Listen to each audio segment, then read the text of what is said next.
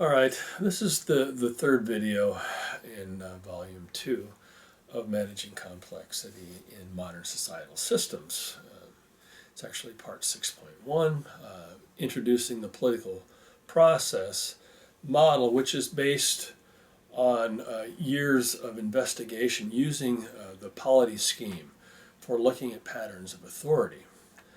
Now, the previous two volumes, chapters, in the second volume, have looked at a generalized social process model, and then looked at the political economy of an escalatory sequence that tends to occur in the social process. And it's a social process because it emphasizes individual behavior, and as we know, all behavior emanates from individuals. The political process differs from the previous two examinations in that it's looking at institutionalized behavior. It's looking at institutionalized behavior of complex societal systems. And in individual societal systems, of course, the institutionalized behavior is formulated in the state. The state is where individuals and social groups come together to make decisions that will affect the group as a whole, the societal system as a whole, in all its complexities. And this political process is highly institutionalized, and these institutions reflect customs, norms, and behaviors that are very familiar within the circumstantial context of a particular social identity group and or the more complex societal system that is based on a congruent and coherent social identity. We often, up to this point, have called this national identity or a nation state. It's where all the parts come together to make policy that affects the whole. The institutions themselves are, I know this is controversial to say, but the institutions themselves don't really matter as much as the process itself. The institutions are a cultural reflection of past experience and ways of doing things that have been effective for that particular group. It can be parliamentary, it can be presidential, it can be some other form of building on traditional decision-making groups.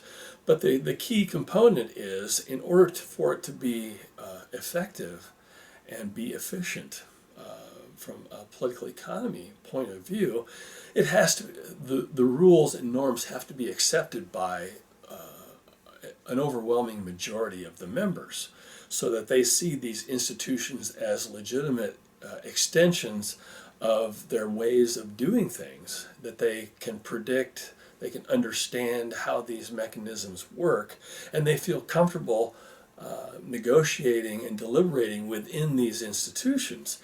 And so we need to look past the institutions themselves and look at patterns of behavior that characterize institutional dynamics. How did decisions get made and translated into policies that are deemed legitimate by the group as a whole, so that the majority of the people will voluntarily comply with these modes of behavior, so that the system operates coherently over time and in a directed sense and can get things done.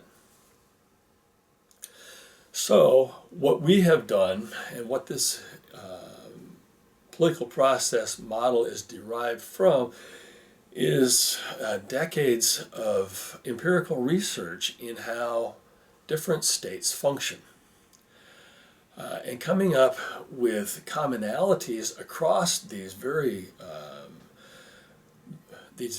and divergent political systems so that we can come up with these patterns that are common across these systems.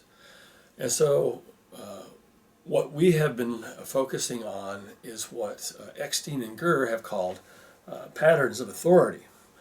How are political issues brought up, deliberated, negotiated, decided to formulate and promulgate policies that pertain to the social group and guide it to group-oriented goals, but contain legitimacy to the point where these things can progress without unnecessary guidance. The guidance, of course, is instrumental. Anytime you have to step in to guide a process to a certain conclusion or a certain way of doing things, you're injecting instrumental strategies into this process. Of course, the goal is to minimize instrumental strategies, maximize associational strategies, so that you get the greatest amount of voluntary compliance to make the system run as efficiently and effectively as possible.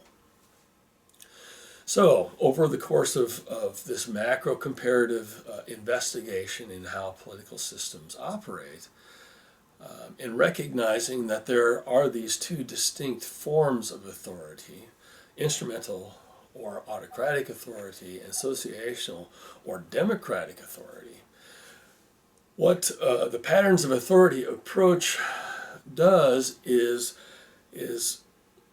separate these two types of authority to see how they interact, to see what the mixture of these two strategies is, to get some sense of where this system is at in its evolution towards rule of law and voluntary compliance. So we'll go through this political process step by step, but the starting point is consistent with the approach that we're taking with complex societal systems analytics. And that is that we assume that the social identity group is self-actuating, self-organizing, self-regulating, and self-correcting. It is inherently democratic in that all members are included into the system. And this is the simple model of a social identity group or complex societal system, which ignores the complexities. In order to understand the process, we need to boil it down to its basic components, how it works. In order to analyze where it's breaking down, we need to know how it works when it's not experiencing serious problems. The starting point then is what I have termed conventional politics. Politics, of course, doesn't include everyone in a complex societal system. There's too many people in order to be political. So we have the institutions. We have conduits that have been explained in Volume 1, how political issues, interests, needs, demands, desires are all formulated, and they move within the system through individuals communicating with other individuals. And in the well-functioning system, they move through the social identity group up towards the proactive elites, who then are well-placed and well-trained and well-skilled at identifying social needs, political needs, and desires and aspirations, and articulating them, and then getting together to discuss these issues to try and come up with solutions to problems, applications to get things done.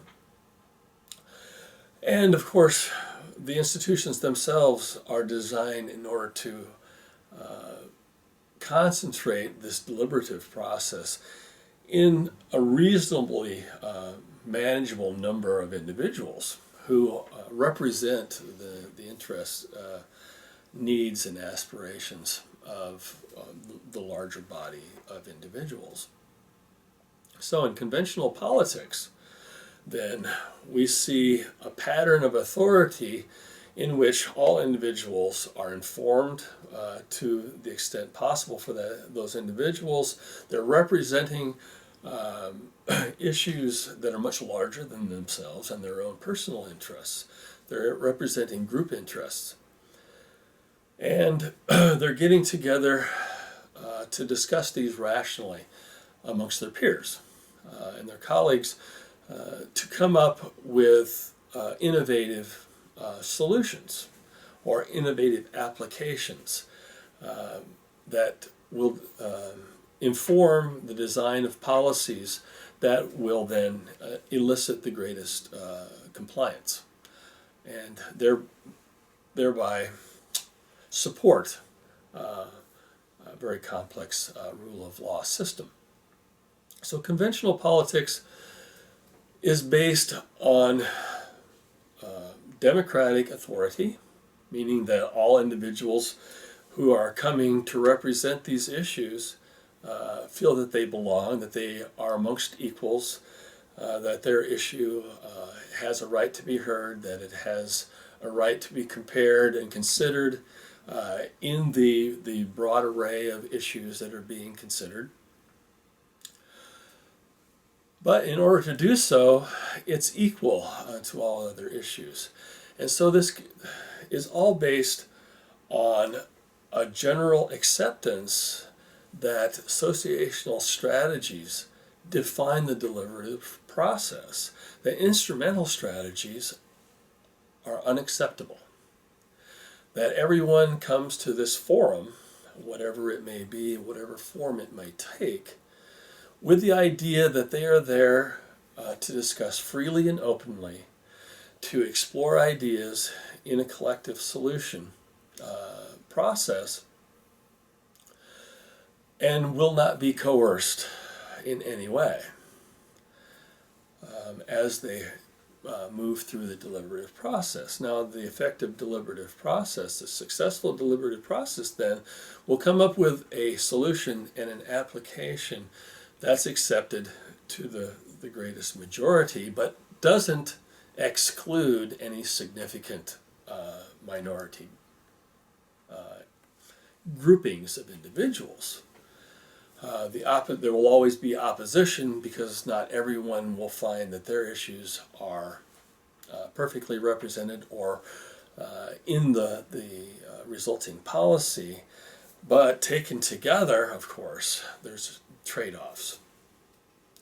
And that we want to see these trade-offs happen so that we don't find an institutionalization of majorities and excluded minorities, or advantaged majorities and disadvantaged minorities, or, God forbid, an advantaged minority and a disadvantaged majority.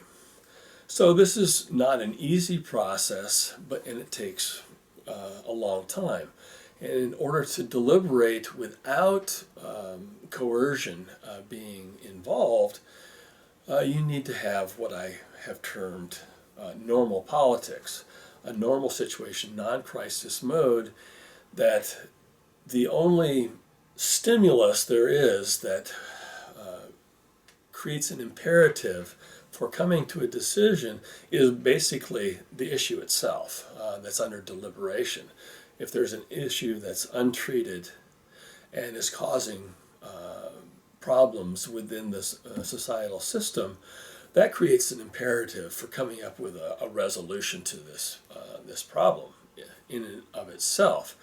The the individual needs of groups, constituent groups, does not define the pace at which the deliberative process unfolds. And so conventional politics happens under very relaxed conditions. There's no crises. They have time for due process. They look at all the alternatives. They look at all of the possible externalities that they may have to deal with for each policy option, and they have the time to actually identify the best policy option. This just takes a lot of deliberation. There's a lot of activity. There's a lot of work. It takes quite a bit of time, and it takes a lot of compromise. So conventional politics is a very slow process, but it can be slow under normal conditions. Under crisis conditions, of course, you take shortcuts, and this is more likely to lead to applications that don't receive the necessary support. They haven't taken time to actually change their modes of behavior or their ways of doing things in order to fit them to these new policy arrangements.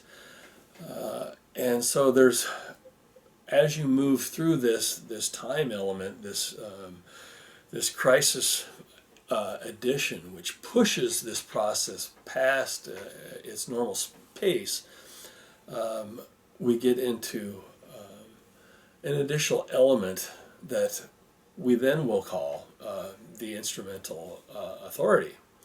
So conventional politics is very dense, time-consuming. It actively seeks the best possible solution, given the context, given the interests of all constituent groups, to come up with the best possible solution, knowing that no solution is going to be perfect. If there are issues that arise that are deemed fairly important by a large number or a majority of the constituents, individuals and groupings, and a solution is difficult to find that fits within the societal system, the ways of doing things up till now, no resolution, no well-functioning, easy-fitting policy can be found, you get into a difficulty in that the issue itself needs to be resolved. The longer it remains unresolved, you start experiencing more and more of this problem, or more and more frustration because the problem persists. And so the deliberation, the interaction amongst individuals in the decision-making process becomes more strained. There's a tendency to try and push a little bit harder, to seek more uncomfortable compromises, because easy solutions or easy compromises can't be identified and found. This may be a lack of technology, meaning that an easier solution isn't identified because we don't have the technologies for those kinds of solutions. That is going to take a little bit more haphazard or a little less efficient solution to deal with this problem in a short period of time, or in the time frame necessary in order to make it work. And so the tenor, the general pattern of political interaction within your decision making, your policy institutions, becomes contentious. People are pushing and trying to add just a little bit of coercion. They're bargaining. They're trading off. They're offering incentives or disincentives to try and get groups to accept a solution that's suboptimal for them, in order to gain a general policy that will have an optimal result for the group as a whole, but at a fairly unequal cost to constituent groups. So contentious politics is basically an escalation in the energy and the activity going on, and it adds a low level of coercion to this bargaining process. This is quite common and is not a concern. It should be a stimulus to work harder to find the solution, to design a policy that's going to resolve this issue of contention. But if other issues are in a conventional mode, having a single issue rise to a contentious level is, as Louis Kozer has pointed out, actually stimulates the political system and gives them a reason to work together and to be innovative, to find this elusive or evasive solution. Of course, over time, an unresolved problem feeds back into the system. You get more and more frustration, more and more affected individuals who are putting more and more pressure on the political system to resolve this problem. And at this point, again, we see another increase in the instrumental nature, or the instrumental tenor of political interaction in the decision-making process. And so an unresolved issue that remains unresolved for a period of time, the imperative, again, continues to increase to resolve this issue. And if no solution can be found, that issue can actually be institutionalized as an issue of contention. And when this issue reaches this point of institutionalization, we know it's gone way beyond the conventional sense of the time frame of finding a solution to a problem. It's become institutionalized. You actually have groups that form to press their particular perspective on this particular issue. And so the contention becomes routine almost, to the point where the groups on either side of the issue or on many sides of the issue have clearly delineated and articulated their positions, why they're different, why theirs is superior, or why theirs is more important than others. And you get into this the issue of, well, this position of issue factionalism. The factionalism is that the group has now started to, or the issue itself has started to affect group formation, the institutionalization of political process, and groups starting to form. So you're seeing an investment of affected individuals in group formation, overcoming collective action problems, investing in making this group more effective, or giving it more leverage. And again, this is not necessarily a point of alarm. Of course, this should catch the attention of the societal system, in that it's a deviation or aberration from conventional politics, and it's actually starting to affect the societal system in definable ways. You can identify the effects that this issue is having over time. But the issue factionalism, if it's just a single issue, can exist basically ad infinitum. It can carry on. It could be an issue that will never be resolved. And as long as the societal system has resolved a large body of issues in commonality that they can all agree on and feel good about, that meets their needs and is compatible with their interests, having a single issue of contention that's unresolved basically adds a layer of personality, you might say, to a societal system. That the societal system because They can't agree on this particular issue, but they've reached an accommodation. Even though they haven't agreed on a common policy or a common approach, they've agreed to disagree at this point. And so issue factionalism, of course, is an escalation in the application of instrumental strategies over and above contentious politics and way above conventional politics. But in and of itself, the societal system has a capacity to absorb a measure of this kind of thing and carry it forward without affecting the underlying basis for the social identity of the larger complex societal system, and it carries on. The problem of issue factionalism is in its protractedness.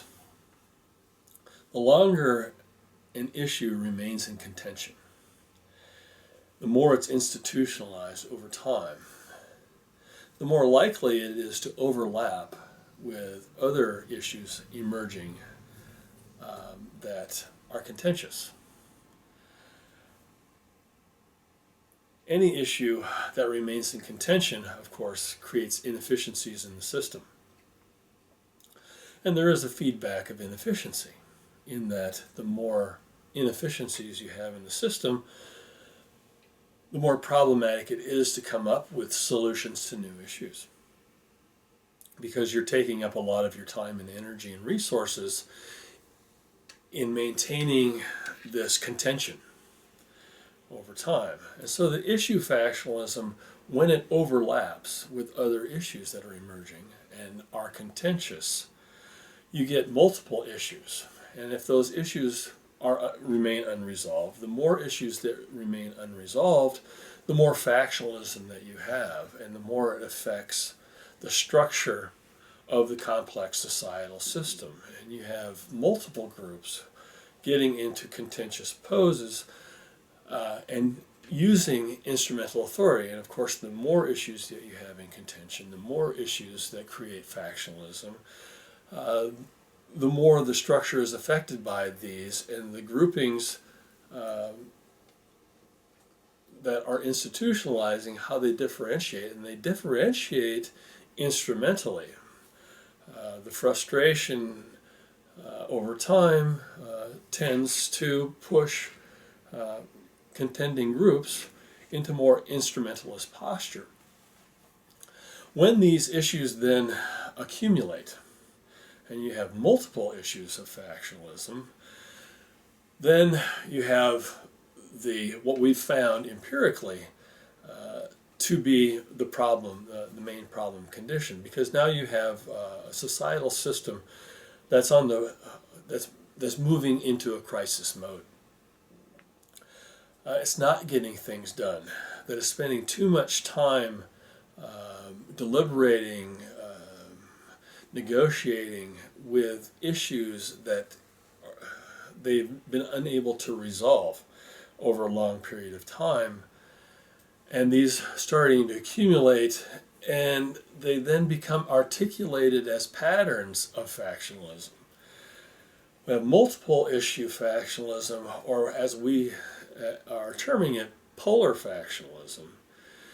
This occurs when you have multiple issues that tend to cause groups who are now in instrumental opposition to align to increase their leverage vis-a-vis the other group. And these tend to align to the point to simplify. You have too many issues, almost impossible. It's overwhelming to a deliberative process. And so you package these together, these issues, and they become platforms of contention. And they polarize groups so that the groups who are opposed on a particular issue start seeking alignment or alliance with other groups that find themselves in issues of contention, and they start identifying not resolutions to the issue, but resolutions to the impediment to finding a resolution. And this is where you get into symbolic articulation, in that instead of looking at the issues, why you're having trouble contending with them or resolving them, and you're starting to transfer that frustration from the issue itself to the opposing group. The group then, that other group, becomes the obstacle or the impediment to the attainment of your aspirations or your needs, your desires, pursuit of your personal or your individual or group interests. And so we see a condition where groups who are in contention over an issue align with other groups in contention over issues. They start putting these issues together into political platforms and start then defining them themselves as being opposed to another group. And over time, as these accumulate, in order to make them manageable to the constituents of these contentions, they tend to polarize, meaning that once this becomes symbolic conflict, it's the in-group against the out-group. It's the we group against the they group. It's one group against another. And the group itself becomes the problem. And this is non-negotiable. Of course, identity within a common identity is non-negotiable. So you get to the point where the instrumentality of trying to come up and resolve these issues gets beyond negotiation, and it then moves to the use of coercion to try and come up with a resolution that's acceptable to the largest of the contending groups or the most powerful of the contending groups. This is what polar factionalism represents. It doesn't actually get to the point where coercion is the main tactic being used, but it's on the borderline. And we're talking about borderlines in this context, of course. These are not distinct categories or classifications of political action.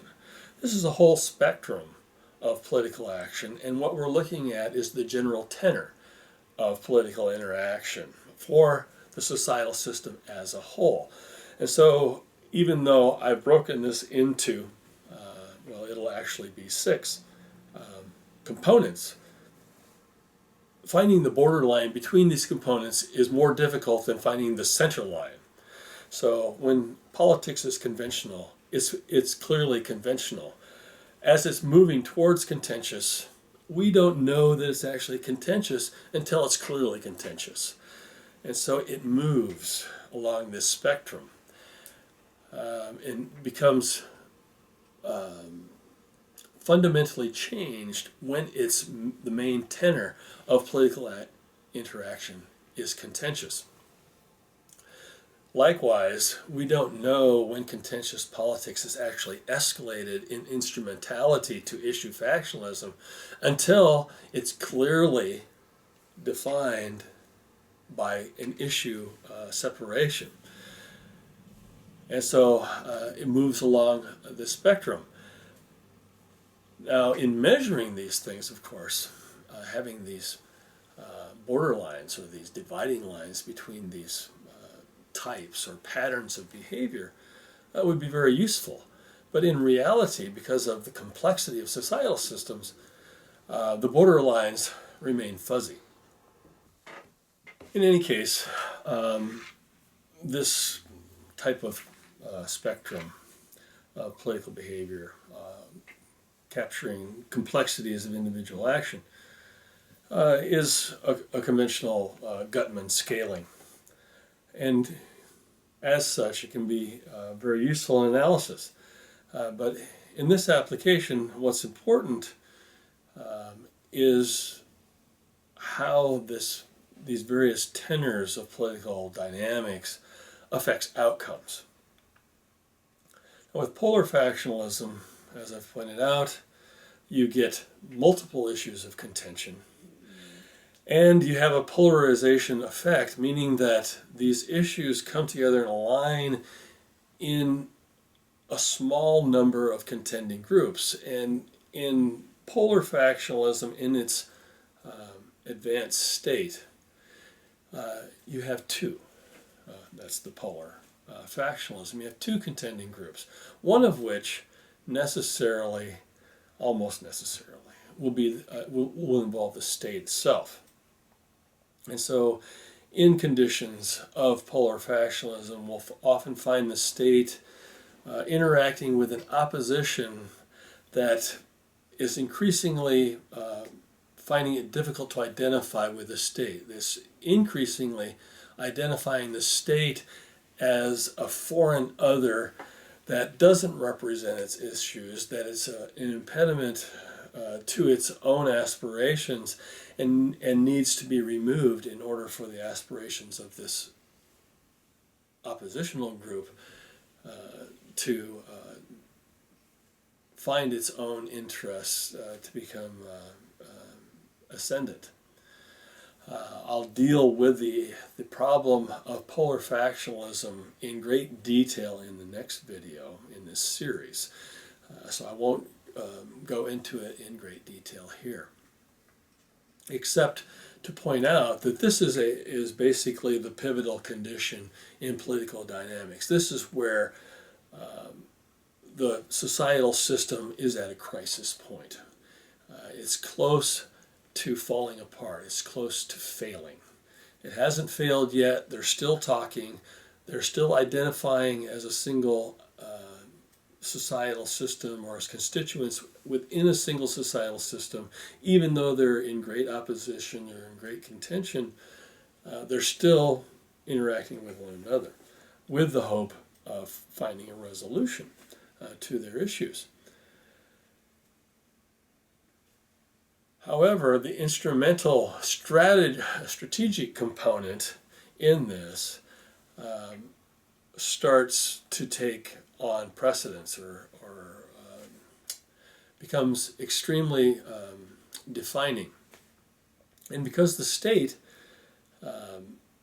is on one of the polarized sides, the state has a predisposition and a understanding that it should use its instrumental capacity to try and enforce a social order. But in doing so, number one, of course, they can succeed in getting the opposition to change its behavior and possibly come into compliance, because there's a disincentive to this possibility of the use of instrumental force in order to enforce the social order. On the other hand, it may actually increase the factionalism between these polarized groups, in that the state is now baring its teeth and showing that it's an obstacle that needs to be contended with and removed before the opposition can feel some hope of making progress in the attainment of their goals. It also, by using what the state would consider legitimate means of force, actually demonstrates to the opposition that force is necessary component in the resolution of this contention. And it could actually stimulate the opposition then to escalate its reliance on instrumental means in this contentious interaction. When the opposition then, as a caveat, there is a possibility that the state can remain removed from a situation of polar factionalism, but not in the long run. In the short term, it may try and remain neutral. It may continue to try a resolution that's acceptable to both, but in the long run, as this contention becomes more and more protracted, and the externalities or the consequences of inaction start to accumulate and start to have a negative impact on the complex societal system, the state will have to choose a side. And so in advanced polar factionalism, we found almost, if not invariably, that the state takes a position on one side of the polar divide. However, now that instrumental action has become prominent as a negotiating tool, as a leverage point, we see an increase in militancy, not only in the state or state-aligned groups, but also in the oppositional group. The oppositional group may become loosely aligned with a militant organization that is willing to use instrumental means to try and put pressure on the state or the ruling system. And we get into a condition of militancy, that negotiated solutions no longer seem attainable, that is starting to look at who has the most leverage, who has the most power that they can bring to bear, that the solutions to the polarization are starting to look more and more a zero-sum game, that one group is going to win, one group's going to lose. The militancy then is easily observable at its lower levels, and of course becomes a problem. The problem with militancy, and the reason for militancy, is this fracture of identity, that the opposition no longer identifies as being a constituent part of the political system, and now sees that they have to capture the political system or separate from the political system in order to pursue their goals. And they're willing to use militancy to increase their leverage and their ability to pursue their own goals in this contentious environment. Of course, militancy does escalate the process and increase the dynamics and increase the efficiencies of the system effects, and can then devolve into open warfare amongst at least two opposing groups. So this process of moving from conventional politics into more and more contentious political interactive dynamics is the basis for autocratic authority, this increase in the reliance on instrumental strategies. The build down, of course, the resolution of conflicts increases the deliberative and the faith in the deliberative process, the negotiation of mutually beneficial outcomes.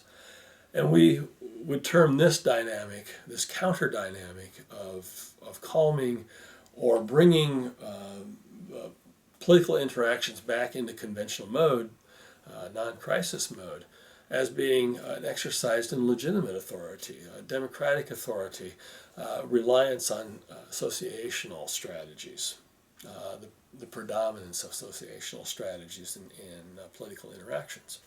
Now, when we cast this process on the development process, we combine those two aspects.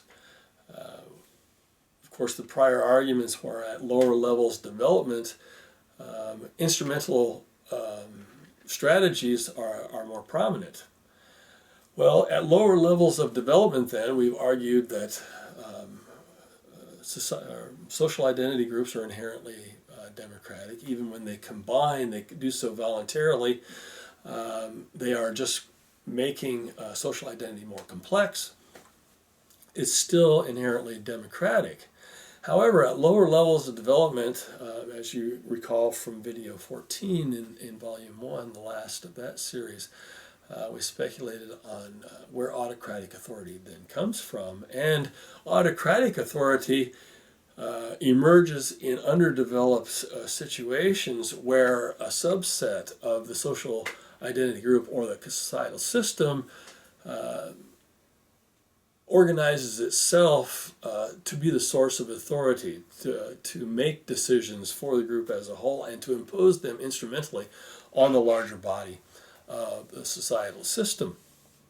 So there's an equilibrium point that's highly dependent on the level of technology of the societal system, so that at lower levels of development, lower levels of technology, we can find an equilibrium point or a saddle point where governing authority, the state, tends to situate itself in this condition of polar factionalism, and the state remains the arbiter of contentious politics, mainly through its monopoly on the use of force. And it rules then by force, by using coercion to enforce compliance on opposing groups or opposing individuals. And so this equilibrium point at polar factionalism does not resolve polar factionalism. Indeed, it actually institutionalizes polar factionalism even further or deeper into the societal system.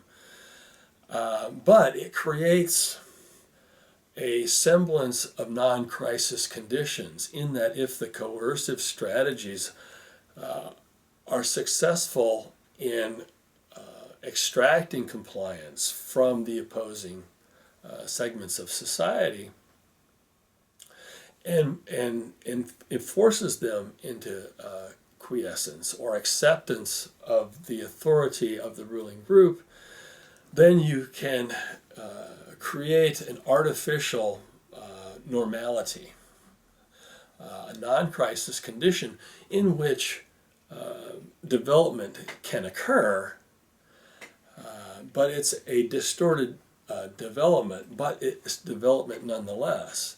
And as you may recall from video 14, the argument was that over time the proactive group, because of its ability to utilize technologies for the greater good, actually creates economic incentives that brings the societal system back into congruence. On the other hand, another equilibrium point is at conventional politics. This is the natural equilibrium point. And this is based on voluntary compliance that we call, of course, the rule of law. The rule of law doesn't occur because the state is able to enforce the law as much as the law itself is deemed legitimate by a vast majority of constituents, and they voluntarily comply with the law. So the rule of law actually reflects the needs, aspirations, and just and right practices recognized by that particular societal system and within the culture that has evolved over time for that social identity group. This equilibrium, I am arguing, is much more stable than the more nuanced or more challenged equilibrium that is imposed by instrumental authority, because it's economically efficient and socially productive. So when we're looking at this, we're overwhelmed in a system that's democratic, that's engaged in normal politics. The interaction densities of conventional politics are overwhelming to the point that we often just see them as everyday occurrences. We don't pay any attention to them. They're effective because they happen regularly and continually and are regularized through institutions. And the voluntary compliance means that there's very little contention over proper behavior by individuals or by groups interacting at the group level. And so things run smoothly to the point where they become invisible. It's not news, it's not newsworthy, it's not notable in that it's conventional, it's normal, and it's everyday. What catches our attention and makes the analysis of political dynamics problematic is that as we escalate through this political process, we increase the emotive content. And so, as normal politics is non-emotive, it's rational. It's all based on compliance in agreed upon rules or norms of behavior. When you deviate from those norms, when you start using instrumental force, then it becomes very easily recognizable, because emotion is the basis or the stimulus, the driving factor for instrumental strategies. And so when we look at emotive content, the densities of emotive content are exactly opposite of the interaction densities of normal politics. So that they are on the other end. Open warfare has the highest emotive content of all the types of political interaction. Of course, militancy has a high emotive content. Polar Factionalism has a fairly high emotive content. Issue factionalism, there's a great deal of emotion at play and display. Contentious politics, a little less so. Very little emotive content in conventional politics. Everything's running smoothly. There's no reason to get excited about anything. Now, as I've discussed with polar factionalism, the identifying quality of polar factionalism is that the identity itself starts to fragment. That the state group, the one that's in charge of the political agenda or that is the final arbiter of the negotiating process, determines the outcomes in periods of contention. Outcomes have to be imposed because you can't just stop everything just because you can't agree. And you've gone beyond the point of agreeing to disagree. You're in a mode of disagreement. And so instrumental authority comes in to decide in the contention. And there are winners and there are losers.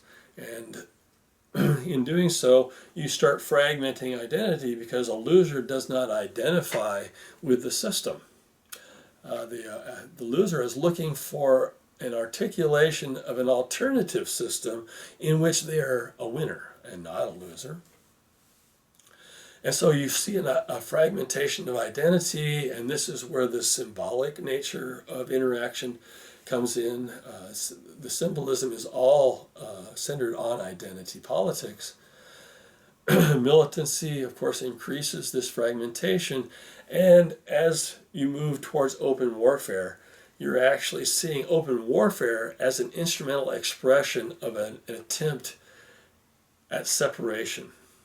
The separation can be revolutionary, meaning that the opposition is trying to seize control of the state so then it has the advantages of state institutions to increase its power and its ability to decide outcomes.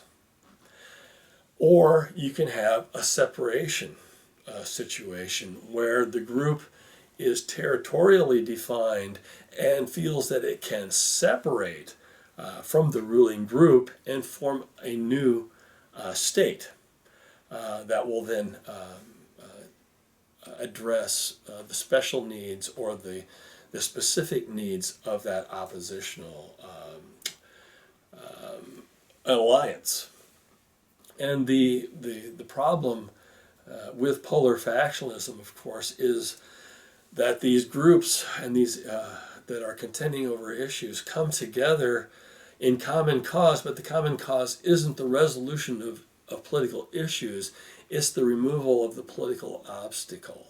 So if the oppositional group is successful in pressing its case and gaining an advantage over the ruling group, it tends to fall apart because it's really the fact that the state has taken sides with the other group that imposes or lends coherence to the opposition. Where you remove that, and that factor of coherence is also removed, and so having removed that commonality, the issues then become the defining qualities, and the groups that were aligned to change the political outcome or the nature of the political system now find themselves contending over issues. And they find that they really have very, very little in common according to the issues. And so they get into a situation where they don't have a basis for formulating, or an institutional basis for formulating negotiated outcomes and imposing resolutions and policies that will create commonly agreed to and mutually beneficial outcomes. And this is where we have a complete collapse of state authority, because the structures of state authority have been destroyed in the revolutionary change, or the separation has created a situation where you no longer have a state. Now, in separation, you haven't torn down the state structures completely. And so the outcomes of a separatist situation or separation are much better than those of a revolutionary outcome. Revolutionary outcome necessarily includes the destruction of the old order. Separation merely means that you shift your loyalty from the old state or the old order to a new order that's been articulated as the basis for your separatist identity. And so the alternative structures are in place to actually act as a nascent state. And we see separation situations making a transition much more favorably to revolutionary systems. Revolutionary systems, I would say, invariably lead to total chaos and the worst possible outcome for everyone involved.